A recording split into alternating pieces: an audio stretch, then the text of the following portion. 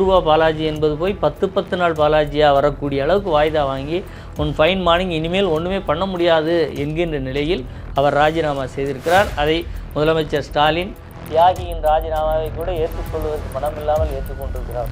செந்தில் பாலாஜி என்று ஒருவர் கரூரில் இருக்கிறார். டிரைவர் வேலைக்கு இவ்வளோ வாங்கினார், மெக்கானிக் வேலைக்கு இவ்வளோ வாங்கினார், கண்டக்டர் வேலைக்கு இவ்வளோ வாங்கினார். நீங்கள் தானே அடுக்குறீங்க குற்றச்சாட்டு. திமுகவுக்கு வந்தவுடன் எப்படி நீங்கியது சார் அவர்கிட்ட? நீ என்ன வேணால் பண்ணிக்க, என்ன வேணாலும் செஞ்சுட்டு வா, உன்னை அப்படியே தூக்கி வச்சு திமுக மெம்பர் ஆகிட்டேன்னா எல்லாத்தையும் மறக்கடிச்சிருவோம், அமைச்சராக்கிடுவோம்னு சொல்கிறது என்ன நிலை சார்? இது ஜனநாயகத்தில் இப்படி ஒரு நிலை எங்கேயாவது பார்த்ததுண்டா? இது இந்த அமைச்சரவையில் யாராவது மிஞ்சுவாங்களா அப்படிங்கிறதே ரொம்ப சந்தேகமாக இருக்கும். அமைச்சரவை முழுவதுமே இது இருக்குமா, இல்லை எல்லாருமே இப்படியே போயிடுவாங்களா? சரிங்க நானும் ராஜினாமா கொடுத்துட்றேன்னு கொடுத்துருவாங்களா? அப்படிங்கிற நிலைமைக்கு தான் திமுகவினுடைய அமைச்சர்கள் ஊழல்களின் கூடாரமாக இருக்கக்கூடிய. சார், இந்த சட்டமன்றத்தில் எனக்கு தெரிஞ்சு கேட்ட கேள்விக்கு ஒரு தடவை கூட ஒரு அமைச்சர் கூட பதில் சொல்லவில்லை சார். பழியை சிசிடிவி ஃபுட்டேஜ் மேலே போடுறோம். சிசிடிவி ஃபுட்டேஜ் மேலே பழி போட்டு ஒரு அரசும் ஒரு சட்டமன்றமும் தப்பித்து கொண்டிருக்கிறதுனா அது உலகத்திலே அது திமுக அரசாக தான் சார் இருக்கும். வணக்கம் சவுக்கு மீடியா நேயர்களே. இன்று நம்மோடு இணைந்திருப்பவர் அதிமுகவின் செய்தி தொடர்பாளர் அதிவீர ராமபாண்டியன் அவர்கள். அவர்களோடு பல்வேறு விஷயங்கள் குறித்து உரையாடலாம். பாருங்கள் சார். வணக்கம். வணக்கம் சார். 2-3 நாட்களுக்கு முன்பு செந்தில் பாலாஜி அவர்கள், திமுகவின் முன்னாள் அமைச்சர், ராஜினாமா செய்தார். அவருடன் பொன்முடி அவர்களும் ராஜினாமா செய்தார். இந்த ராஜினாமாக்களை நீங்கள் எப்படி பார்க்குறீங்க? இதுக்கு செந்தில் பாலாஜி அவர்கள் பின் ஏன் ராஜினாமா செய்தார் என்றால், உச்சநீதிமன்றம் நீங்கள் சிறைக்கு செல்கிறீர்களா அல்லது அமைச்சராக தொடர்கிறீர்களா அப்படின்னு ஒரு கேள்வி கேட்டது. பொன்முடி அவர்கள் மீது இருக்கிற குற்றச்சாட்டு என்னன்னா, அடுக்கடுக்கான பல்வேறு சர்ச்சைகளை சிக்குகிறார். கடைசியாக தந்தை பெரியார் திராவிட கழகம் அவங்க சார்பில் ஏற்படுத்தப்பட்ட ஒரு கூட்டத்தில் பேசும்பொழுது சர்ச்சைக்குரிய விஷயங்களை பற்றி பேசினார் அவர். அதனால் அவர் மேலே கடும் எதிர்ப்பு எழுந்தது. அதை தொடர்ந்து அவர் ராஜினாமா செய்தார். எனக்கு அரசியல் தெரிந்து நான் இத்தனை வருட அமைச்சரவையில் பார்த்து எந்த ஒரு அமைச்சரவையிலும் 2 அமைச்சர்கள் இந்த மாதிரி ஒன்று நீதிமன்ற காரணம், ஒன்று பொதுமக்கள் அதிருப்தி கோபம், அதன் காரணமாக ராஜினாமா செய்ததே இல்லை. நீங்கள் எப்படி பார்க்குறீங்க இந்த ராஜினாமாக்களை? நிச்சயமாக சார். அதாவது 2 அமைச்சர்கள் நீக்கப்பட்டிருக்கிறார்கள் அல்லது ராஜினாமா கொடுத்துருக்கிறார்கள் அல்லது இவர்கள் அமைச்சரவையில் இருந்து அவர்களை எடுத்திருக்கிறார்கள், எப்படி வேணாலும் வச்சுக்கோங்க. அதற்கான காசு என்ன அப்படின்னு பார்த்தீங்கன்னா, ஒரு அமைச்சர் செந்தில் பாலாஜி முதல்ல அவர் எடுத்துக்கிடுவோம். இப்போ டாஸ்மாகில் துறையில் ஏற்கனவே இடி ரைட் நிறைய நடந்துகிட்டு இருந்தாலும் அவர் மீது ஏற்கனவே உள்ள வழக்குகளை மணி லாண்ட்ரிங் வழக்குகளாக எடுத்து விசாரிக்கிற போது அவரை கிட்டத்தட்ட 400 நாட்களுக்கு மேல் சிறையில் இருக்க வேண்டிய சூழ்நிலையில் அவர் இருந்தார். அப்போ பிணை கொடுக்கும்போது உச்சநீதிமன்றம் அவருக்கு நீங்கள் சாட்சிகளை கலைக்க மாட்டோம், உங்களுடைய அதிகாரத்தால் சாட்சிகள் பயப்படுகிற நிலை ஏற்படக்கூடாது, இப்படி ஒரு எல்லோருக்கும் போடுகிற ஒரு கண்டிஷன்ஸ் தான் அதை போட்டிருக்காங்க. ஆனால் உச்சநீதிமன்றம் என்ன எதிர்பார்த்தது என்று சொன்னால், ஜாமீன் வேண்டும் என்பதற்காக அமைச்சர் பதவியை ராஜினாமா ஏற்கனவே ஒரு முறை செய்தார் சிறையில் இருந்தபடி. இதில் இன்னொரு முறையிலையும் பார்க்கணும். இப்போ இந்த அமைச்சர் அவர் சார்ந்த வழக்கு சிறையிலே தொடர்ந்து இருந்து கொண்டே இருக்கிறார். ஆனால் ஒரு தமிழ்நாட்டினுடைய முதலமைச்சர் அவரை நீக்குவதற்கு அல்லது அதற்கு மாற்று ஏற்பாடு செய்வதற்கு என்று அதை செய்கிறதுக்கு ஏதோ ஒரு பெரிய தவறு செய்வதைப் போல, ஏதோ குற்றம் செய்வதை நேர்ந்து விடுமோ என்கின்ற அச்சத்தின் அடிப்படையில் இருந்ததைப் போல அவர் ராஜினாமா பண்ணுறேன் இல்லை டிஸ்மிஸ் பண்ணுறேன், குற்றமற்றவர் என்று நிரூபித்து வந்தால் மீண்டும் அமைச்சரவையில் சேர்க்குறேன்னு ஒரு வார்த்தை சொல்லலாம். அப்படி கூட சொல்ல முடியாமல், நான் செந்தில் பாலாஜியை நீக்கியதாக இருக்கக்கூடாது, அவரே ராஜினாமா செய்தது மாதிரி இருக்கணும்னு ஒரு கட்டமைக்கிறாங்க பாருங்கள். இங்கே அரசியலமைப்பு புறந்தள்ளப்படுகிறது, உச்சநீதிமன்றத்தினுடைய அந்த மேன்மை இங்கே புறந்தள்ளப்படுகிறது. இது அதற்கு பிறகு சட்டத்தின் ஆட்சி ஒரு மாநிலத்தில் நடக்கிறது என்கின்ற அந்த ஒரு விஷயம், இது அனைத்திற்கும் முதலமைச்சர் அவர்களுடைய அந்த நடவடிக்கை ஒரு மிகப்பெரிய எதிர் நிலைப்பாடு கொண்டதாக இருக்கிறது. அதன் அடிப்படையில் தான் உச்சநீதிமன்றம் எடுக்கிற போது, ஜாமீன் வேண்டும் என்பதற்காக அமைச்சர் பதவியை ராஜினாமா செய்தீர்கள், ஆனால் ஜாமீன் கொடுத்தவுடன் 2வது நாளே போய் மீண்டும் அமைச்சராகிறீர்கள்னா அப்போ அது நீதிமன்றத்தை ஏமாற்றியதாகத்தான் கிட்டத்தட்ட அர்த்தம். ஏன் நீதிமன்றம் ஜாமீன் கொடுக்கறதுனா, சரி இவர் அமைச்சராக இல்லை, இப்போ அமைச்சராக இல்லாதவர் ஒரு இன்ஃப்ளூயன்ஸ் பண்ண முடியாது. யார் இவருக்கு எதிராக யாராவது சாட்சி சொல்ல வந்தாலோ, இவருக்கு எதிரான நிலைப்பாட்டை எடுக்க வேண்டும் என்று நினைக்கின்றவர்களுக்கு ஒரு அச்சம் இருக்காது.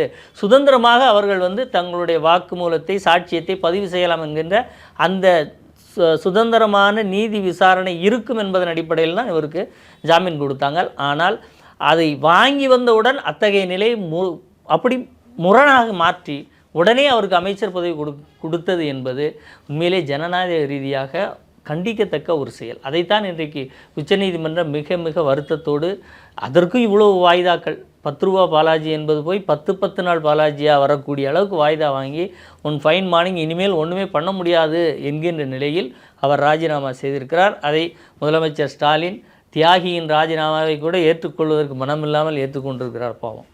அப்போ இந்த ஆட்சி முறையும் அமைச்சரின் நிலையும் இந்த ஒரு போர்ஷனில் பார்த்தீங்கன்னாலே இது ரொம்ப மோசமான ஒரு நிலையாக இருக்கும் இந்த ஆட்சியில். இப்போ நீங்கள் தொடக்கத்தில் குறிப்பிட்ட போது சொன்னீங்க, நான் இதுவரை பார்த்திராத, நீங்கள் மட்டும் இல்லை, தமிழ்நாட்டு அரசியலில் யாருமே பார்த்துருக்க மாட்டாங்க சார் இப்படி ஒரு அவல நிலை.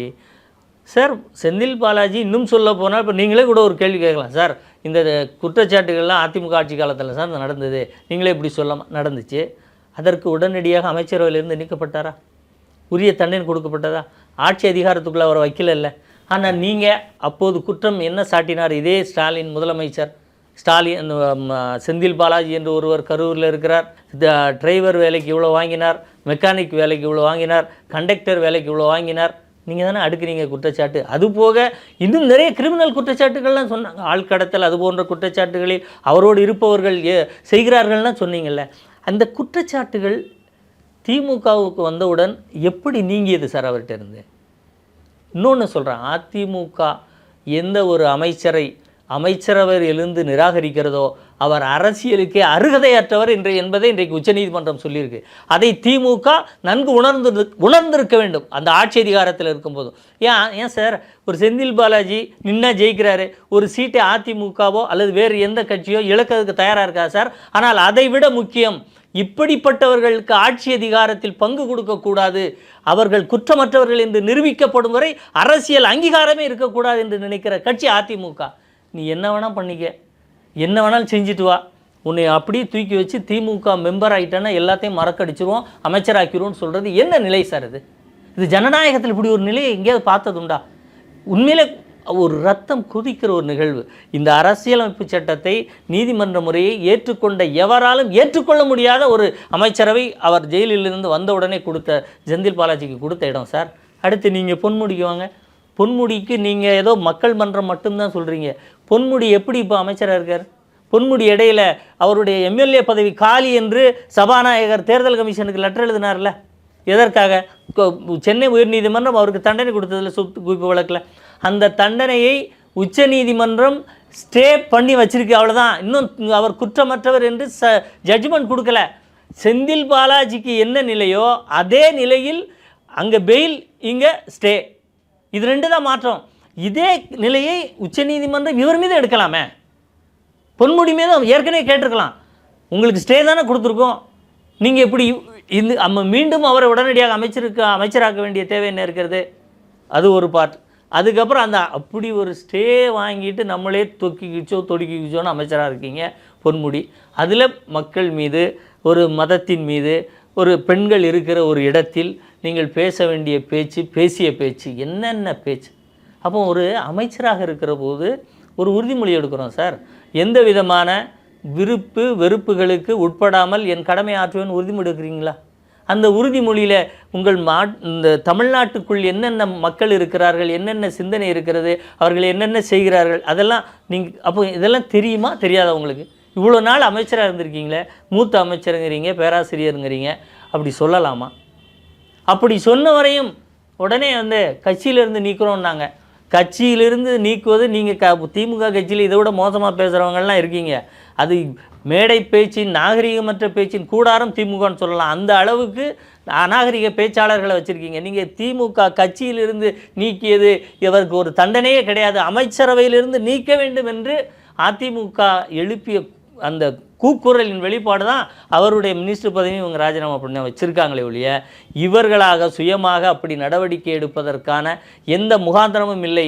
அரசியல் நிர்பந்தம் என்றால் நியாயமான கோரிக்கை, அதிமுக போன்ற கட்சிகளின் நியாயமான கோரிக்கையின் அடிப்படையில் தான் அவரை நீக்கியிருக்காங்களே ஒழிய மனதார ஸ்டாலின் அப்படிலாம் செய்யவே மாட்டார் சார்.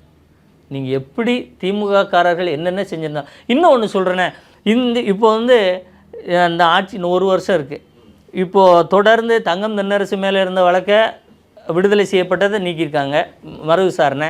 KKSSR மறு விசாரணை, துரைமுருகன் மறு விசாரணை. அதான் நான் கேட்கலாம்னு நினச்சேன். ஒரு வழக்கிலேருந்து விடுவிச்சுட்டாங்க, சுமோட்டோவாக அந்த வழக்கை எடுத்து 6 மாதத்திற்குள் அதை விசாரணையை நடத்தி முடிக்க வேண்டும் அப்படின்னு சொல்லிட்டு சென்னை உயர்நீதிமன்றம் சொல்லியிருக்கு. தொடர்ந்து பார்த்தீங்கன்னா இந்த மாதிரி திமுக அமைச்சரவையில் நிறைய அமைச்சர்கள் மேலே ஊழல் புகார் இருக்குது, வழக்குகளே இருக்குது.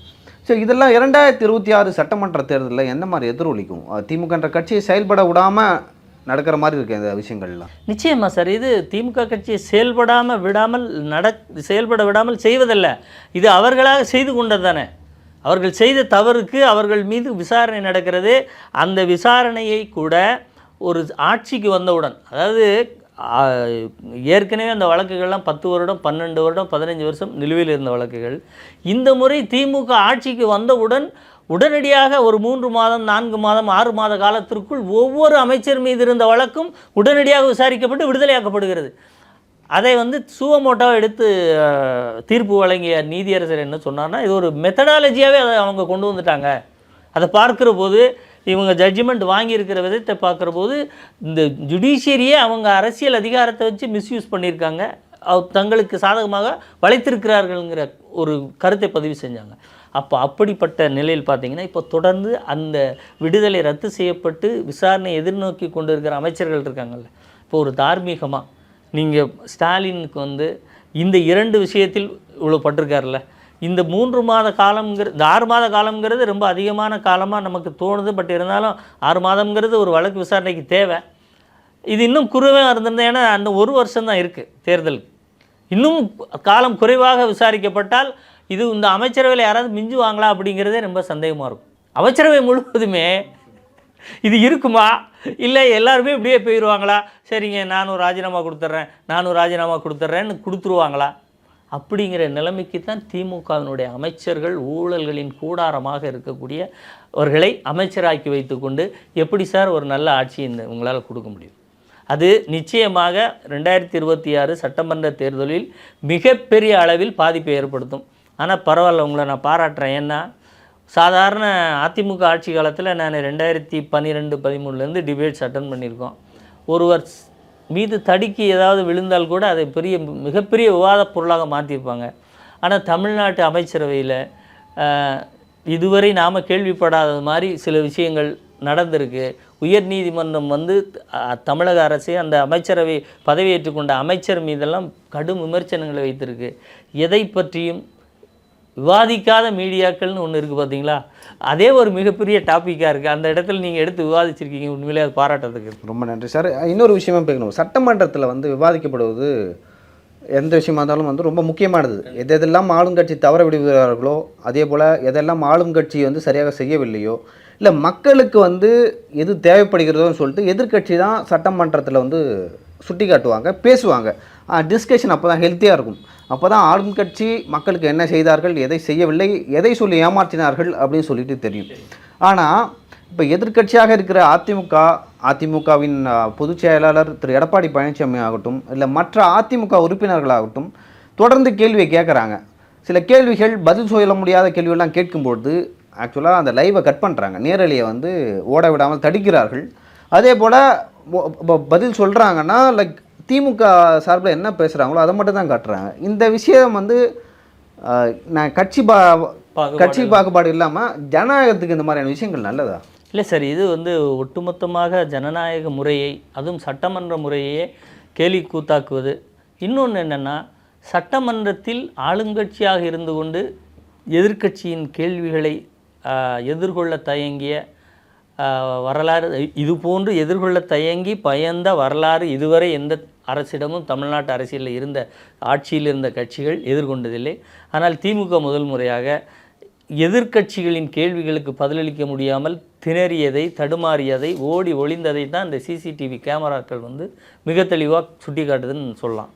ஏன்னா கள்ளக்குறிச்சி பிரச்சனை கள்ளக்குறிச்சியில் விஷச்சாராயம் அருந்தி 69 பேர் இறக்கிறார்கள் சார். எதிர்க்கட்சி அது குறித்து விவாதிக்க வேண்டும் என்று சொல்கிறது. நீங்கள் என்ன பண்ணுறீங்க? எதிர்க்கட்சி எல்லாத்தையும் டிஸ்மிஸ் பண்ணி வெளியே அனுப்பி விட்டு சட்டமன்றத்தினுடைய கதவுகளை நல்லா உள்ளே பூட்டிட்டு, அதான் உள்பக்கமாக பூட்டிட்டு நான் எங்கும் ஓடி விடவில்லை ஒளிந்து விடவில்லை அப்படின்னு சொல்கிறார் ஸ்டாலின், ஒரு முதலமைச்சர். நீங்கள் அப்படி ஓடி ஒளியாத தன்மை உங்களிடம் இருந்தால் ஆளுங்க எதிர்க்கட்சியை உள்ளே வச்சுக்கிட்டு, அதிமுக அவருடைய அத்தனை உறுப்பினர்களையும் உள்ளே வச்சுக்கிட்டு நான் எங்கேயும் ஓடி ஒளியலை அப்படின்னு சொன்னால் அதில் ஏதாவது ஒரு பொருள் இருக்குது, ஒரு நியாயம் இருக்குது. எல்லாரையும் அனுப்பிச்சிட்டு உள்பக்கமாக டாப்பாக போட்டு சபையை நடத்த வேண்டிய அவசியம் என்ன சார்? இது எதை காட்டுகிறதுன்னு சொன்னால், ஒரு விஷயத்தை அல்லது ஒரு கேள்வியை, ஒரு சம்பவத்தை விவாதிக்க கூட திராணி இல்லாமல் அவர்கள் இருப்பதை, புத்திசாலித்தனமாக நடந்து கொண்டதாக அவர்கள் செய்த அந்த முறை வெளிக்காட்டுதா? உள்பக்கம் கதவை பூட்டி கொண்டு நீங்கள் விவாதிக்க வேண்டிய நிர்பந்தம். அதுவும் கள்ளக்குறிச்சியில் இத்தனை பேர் இறந்திருக்கிறார்கள்.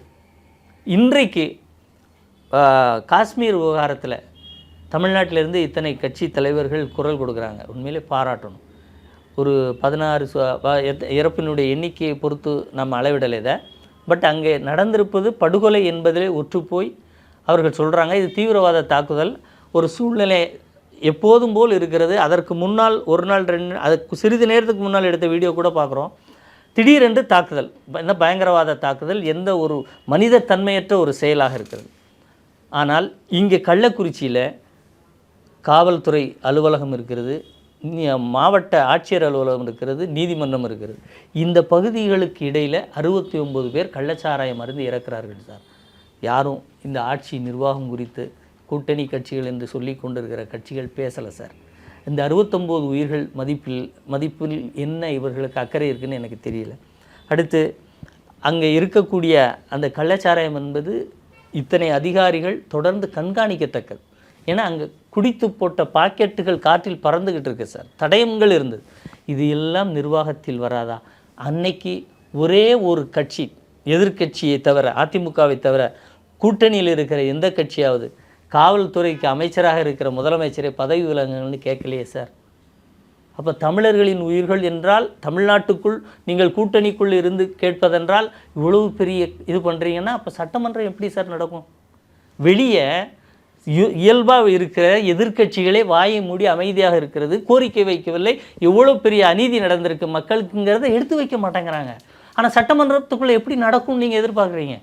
ஆளுங்கட்சி ஆளுங்கட்சி எம்எல்ஏக்கள், கூட்டணி கட்சி எம்எல்ஏக்கள் இருந்திருக்கிற அந்த அவையில் எப்படி நடக்கும்? இது பொது வழியிலே கேட்க தயங்குறாங்கல்ல. அப்போ இப்படி ஒரு சட்டமன்றம் தடுமாறுகிறது கேள்விகளை கேட்டால். அடுத்து நீங்கள் எதிர்க்கட்சி தலைவர் டங்ஸ்டன் பிரச்சனையில் மிக தீர்க்கமான கேள்விகளை வைத்தார். என்னைக்கு டெண்டர் கொடுத்தீங்க, நீங்கள் என்ன அக்செப்டன்ஸ் கொடுத்தீங்க, எப்போ இது கால்ஃபர் ஆச்சு எல்லாம் கேட்டார்ல. அதை இவங்களால் தவிர்க்க முடியாமல் அதை டெலிகாஸ்ட் பண்ணாங்க. ஏன் அப்படின்னா அந்த டங்ஸ்டன் பிரச்சனை மிகப்பெரிய பிரச்சனையாக மாறியது. இப்போ அதுக்கு அதிமுகவினுடைய ஆதரவு, ஒருமனதாக தீர்மானம் தேவை. அந்த கட்டத்தில் நாங்கள் பேசுறது வெளியே வந்துடுதில்ல, வெளியே வந்துச்சுல்ல. அப்போ உங்ககிட்ட தவறு இருந்து அந்த தவறை திருத்தி கொள்ளக்கூடிய உதவி எங்களிடம் தேவை என்கிற போது அதை முழுதாக டெலிகாஸ்ட் பண்ணுறீங்கல்ல. ஆனால் அப்படி ஒரு தேவை இல்லாத அப்புறம் கள்ளக்குறிச்சிக்கு நீங்கள் தீர்மானம் போட தேவையில்லை, நடவடிக்கை தேவை. அப்போ நடவடிக்கை தேவைங்கிற போது என்ன செய்கிறீங்க? கதவை பூட்டிட்டு உள்ளே உட்காந்து நாங்கள் ஒழியலை, எங்கிட்ட புள்ளி விவரம் இருக்குது சார். இந்த சட்டமன்றத்தில் எனக்கு தெரிஞ்சு கேட்ட கேள்விக்கு ஒரு தடவை கூட ஒரு அமைச்சர் கூட பதில் சொல்லவில்லை சார். இது 82 அப்படி நடந்துச்சு, 72 இப்படி நடந்துச்சு, 65 அப்படி நடந்துச்சு. எந்த அமைச்சராவது தன்னிடம் வைக்கப்பட்ட கேள்விக்கு இந்த கேள்விக்கு இது பதில்னு சொல்லியிருக்காங்களா சார்? சட்டமன்றத்துடைய கேள்வி பதில் நீங்கள் புத்திசாலித்தனமாக எடிட் பண்ணி வெளியிடப்பட்ட அந்த சிசிடிவி ஃபுட்டேஜஸ் பாருங்கள். எங்கேயாவது புத்திசாலித்தனமான பதில் இருக்கா? இல்லை ஒரு எதிர்க்கட்சி தலைவருடைய ஒரு கேள்வி முழுமையாக முடிக்கப்பட்டதாக எங்கேயாவது எடிட் இருக்கா பாருங்கள். ஒரு கேள்வி ஆரம்பிப்பார், எடிட் இருக்கும், அடுத்து எங்கேயோ முடியும், எங்கேயோ பதில் ஆரம்பிச்சிட்டு இருப்பாங்க.